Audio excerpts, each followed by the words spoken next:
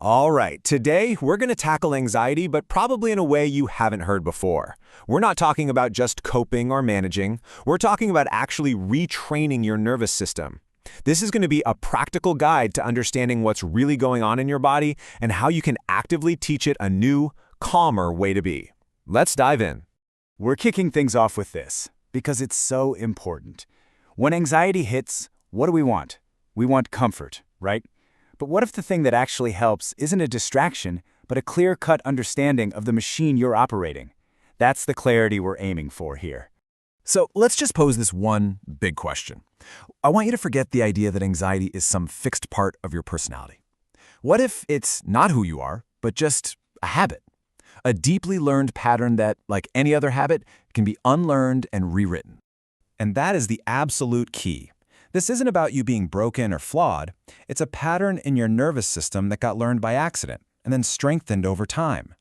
And that last part is the magic word. It's been reinforced. You know, if you can get your head around this one concept, reinforcement, you can understand anxiety. It's how our brains work.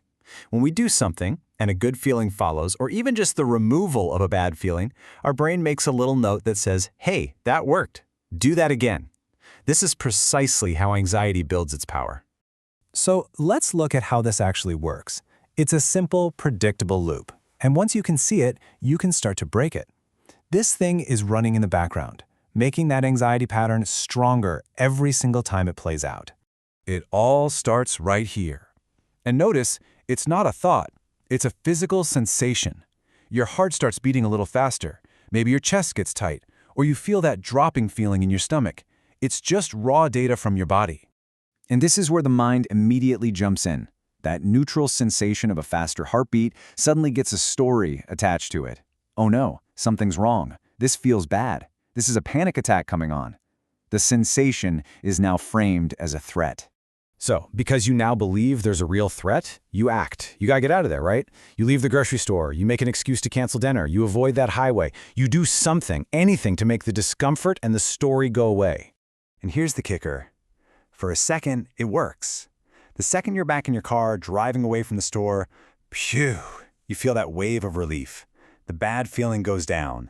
And that feeling of relief, that's the reward. That is the reinforcement. And this is the memo your brain files away. It literally learns, okay, that heart-pounding thing was a real danger signal, and leaving the store was the action that saved us. The system learns that avoidance works. So next time, it's going to sound that alarm even faster and even louder. Okay, so if the loop is the problem, then breaking the loop is the solution. And the most powerful place to snap that chain is right between feeling the sensation and making the decision to act. We have to wedge some space in there, between feeling anxious and obeying anxiety. Look at this. This is what we're trying to break apart.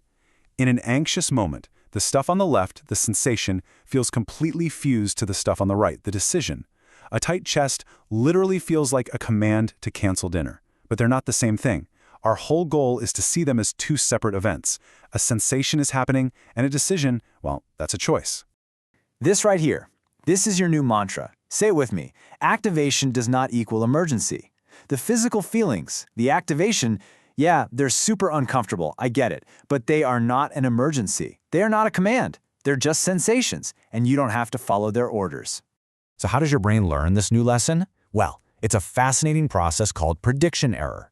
See, your brain is a prediction machine. It's screaming, if you stay here, something terrible will happen. But then you stay, and the terrible thing doesn't happen. Your brain is forced to register a mismatch. It has to go, my prediction was wrong. You do that enough, and the brain stops making that prediction so fiercely. Okay, enough with the theory, let's get into the practice. How do you actually do this? What do you do in that moment when your heart is pounding and you want to run? Let's open up the retraining toolkit. This is your game plan for when you're in it. First, just give the feeling a new name, activation. It's neutral, it's technical, it takes the scariness out of it. Second, stop asking, why is this happening? That just feeds the fire. Third, use your breath to calm your body down a notch. A longer exhale is key. And then the two most important, 4 and 5, continue what you were doing and do not text a friend for reassurance. This is how you create that prediction error. And let's be super clear about the goal here. The point of this protocol is not to magically make anxiety vanish into thin air. It's to stop reinforcing the old escape pattern and start building a new one. You're changing your relationship to the sensation. Now, all this retraining work is so much easier if your nervous system isn't already running hot. Think of these lifestyle habits as the foundation. They lower your baseline level of stress, which gives you more wiggle room before the alarm bells go off. Things like sleep, movement, and paying attention to caffeine, they aren't optional extras. They are absolutely essential. I mean, really let this sink in. If your day-to-day life is constantly sending signals of threat and chaos to your body, no mental trick in the world is going to fix that. You've got to lower that baseline noise first. So as we wrap this up, let's bring it all back to the single most important piece of the puzzle. It's not what you think. It's not what you feel. It's about what you do. Your nervous system learns through your actions. Before anything else, your behavior has to change. You have to choose to stay, to finish the conversation, to send the email, even when that activation is there.